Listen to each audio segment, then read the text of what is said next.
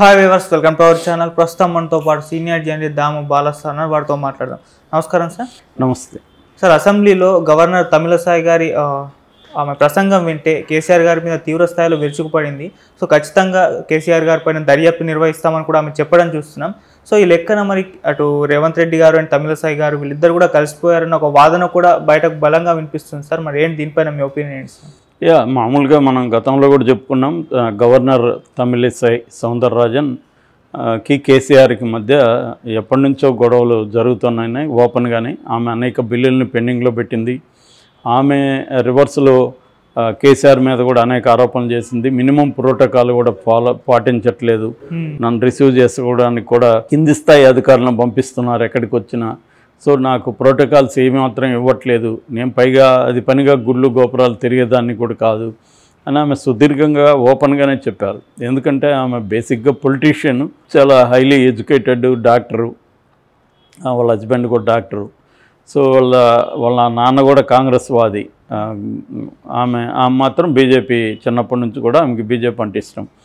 అలాగే ఆమె ఒక స్ట్రాంగ్ ఉమెన్గా మనం చెప్పుకోవచ్చు. ఆమె కేసీఆర్ని గట్టిగానే వ్యతిరేకించింది. కేసీఆర్ నిరంకుశ ధోరణి అంతకుముందు కూడా ఆమె అనేక ప్రశ్నించింది. దాని వెనక కొంత రాజకీయాలు కూడా ఉండొచ్చు.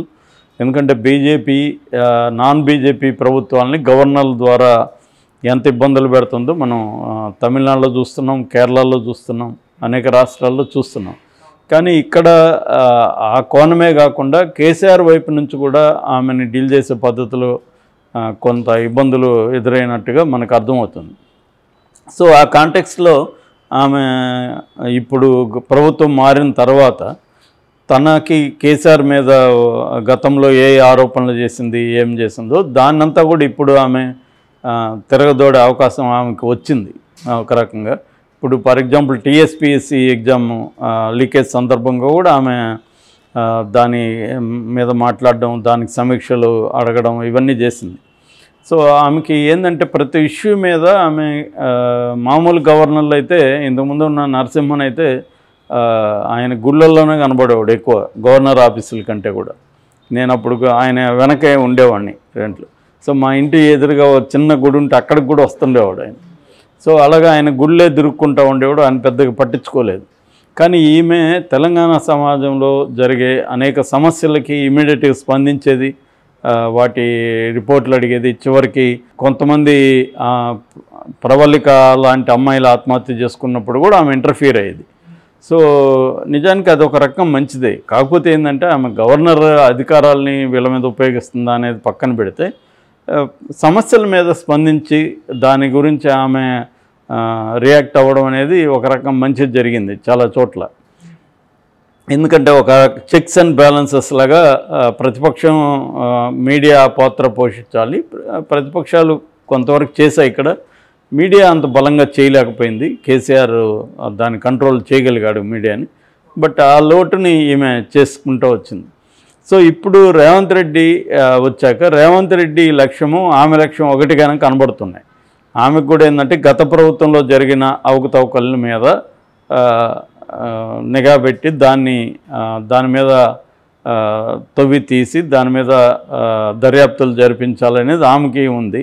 రేవంత్ రెడ్డికి కూడా అదే ఉంది. ఎందుకంటే రేవంత్ రెడ్డి కూడా ఆమెన్న కొంత లీగల్గా ఏదో ఆమెకు తన అధికారాల పరిధిలో ఆమె ట్రై చేసింది. రేవంత్ రెడ్డి అట్ట కాకుండా గ్రౌండ్ లెవెల్లో ప్రజల తరపున నిరంతరం ఫైట్ చేసుకుంటూ అరెస్టులు అయ్యి కేసులు పెట్టించుకొని దాదాపు 119 కేసులు సెకండ్ టర్మ్లోనే ఉన్నాయి ఆయన మీద. ఇంకా ఫస్ట్ టర్మ్ అన్నీ కలిపితే ఒక 300 కేసులు ఉంటాయి. సో ఆ స్థాయిలో ఆయన పనిచేశాడు. కాబట్టి ఇప్పుడు ఆయన సహజంగానే గత ప్రభుత్వంలో జరిగిన అవకతవకల మీద దర్యాప్తుకు ఆదేశించడం అనేది వెరీ కామన్.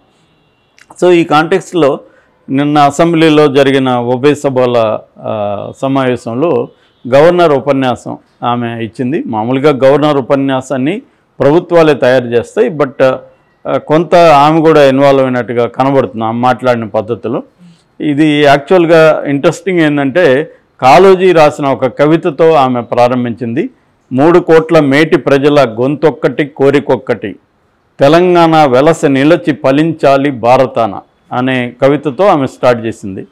ఎండేమో దాశరథి ఇది యాక్చువల్గా వెరీ పాపులర్ సాంగ్ కూడా, తర్వాత పాట కూడా అయింది. ఇది మన సాయి చంద్ కూడా దీన్ని బాగా పాడేవాడు, ఆ మధ్య చనిపోయిన సాయి చంద్.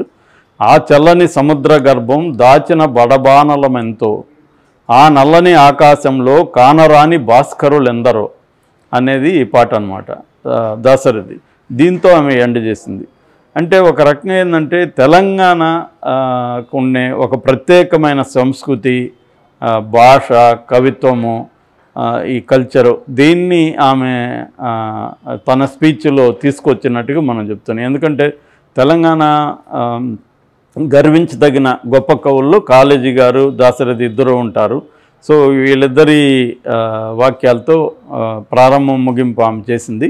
అయితే ఈ క్రమంలో ఆమె ప్రధానంగా కొన్ని విషయాలను తీసుకొచ్చింది. అదేంటంటే ఇనుప కంచెలు తొలగిపోయాయి, నిర్బంధం, అడ్డుగోడలు, అద్దాల మేడలు పటాపంచలు అయిపోయి ఇలాంటి భాష మాట్లాడింది. అంటే గత ప్రభుత్వంలో నిర్బంధాలు ఉన్నాయి, అడ్డుగోడలు ఉన్నాయి, అవకతవకలు జరిగాయి, ఇవన్నీ చెప్పుకుంటూ వచ్చింది. అట్లాగే ఆర్థిక క్రమశిక్షణ లోపించి అప్పులు పాలు చేశారు రాష్ట్రాన్ని.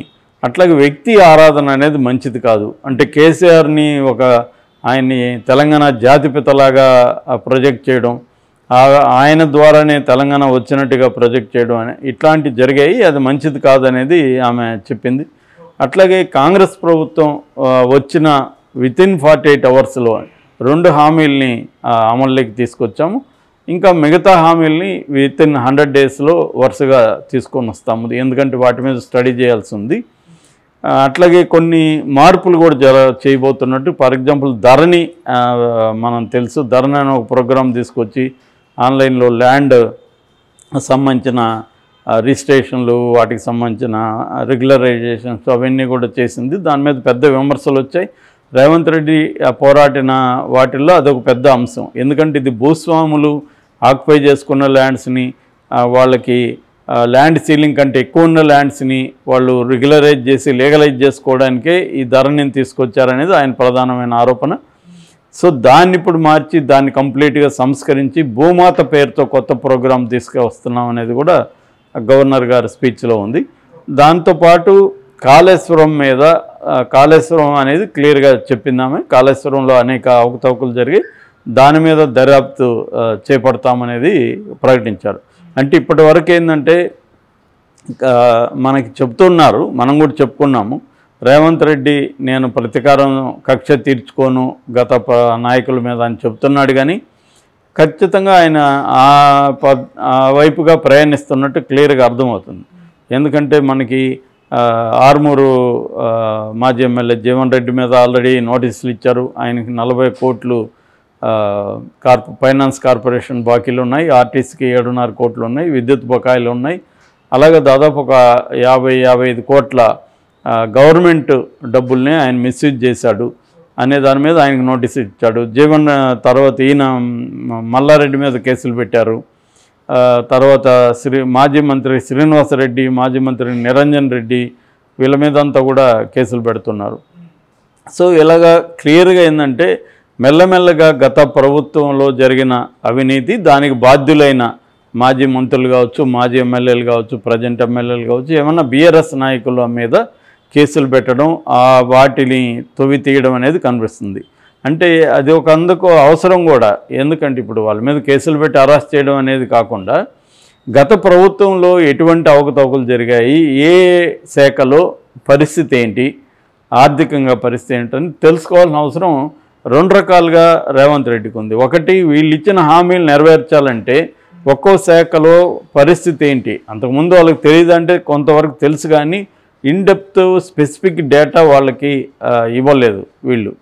సో అందువల్ల ఇప్పుడు ఆ డేటా పెట్టుకొని స్పెసిఫిక్ రివ్యూస్ తీసుకొని ఒక్కో డిపార్ట్మెంట్లో ఎన్ని అప్పులు చేశారు, ఎందుకు చేశారు, కావాలనే చేశారా, అవసరం లేకుండా కూడా, ఫర్ ఎగ్జాంపుల్ విద్యుత్ అవసరం లేకుండా కొనుగోలు చేశారనేది రేవంత్ రెడ్డి కామెంట్ చేశాడు. అందుకనే దాంట్లో 80,000 కోట్ల పైన అప్పులు ఉన్నాయని, దానికేదో వాళ్ళు సమాధానం ఇచ్చారు. ఏదేమైనా ఒక రకంగా పొలిటికల్గా ఆయనకు అది అవసరం ఉంది. రెండవది, ఎన్నికలు దగ్గరకు వస్తున్నాయి కాబట్టి ఈ బీఆర్ఎస్ ప్రభుత్వం గతంలో ఎటువంటి అవకతవకలకు పాల్పడింది అవన్నీ కూడా వాళ్ళు చెప్పాల్సిన ఒక పరిస్థితిలోకి నెట్టబడ్డారనమాట. సో అది చెప్తేనే రేపు ఎలక్షన్లలో బీఆర్ఎస్కి యాంటీగా ప్రజల్ని తయారు చేయడం అనేది జరుగుతుంది. సో ఆ రకమైన అంటే ఒక పొలిటికల్ ప్రయోజనం ఉంది, ఒక అడ్మినిస్ట్రేటివ్ ప్రయోజనం రెండు రేవంత్ రెడ్డికి ఉన్నాయి. అందువల్ల రేవంత్ రెడ్డి ఏంటంటే గత ప్రభుత్వంలో బీఆర్ఎస్ ప్రభుత్వంలో జరిగిన అనేక పథకాలు కావచ్చు, అనేక స్కీములు కావచ్చు, వాటికి సంబంధించి ఇన్డెప్త్ సమీక్ష చేసి దాని మీద వైట్ పేపర్ శ్వేతపత్రం అంటారు, శ్వేతపత్రాన్ని తయారు చేస్తున్నారు. ఇది త్వరలోనే కంప్లీట్ రాష్ట్ర ఆర్థిక పరిస్థితి మీద శ్వేతపత్రాన్ని ప్రజల్లోకి తీసుకెళ్తారని మనం అనుకోవచ్చు.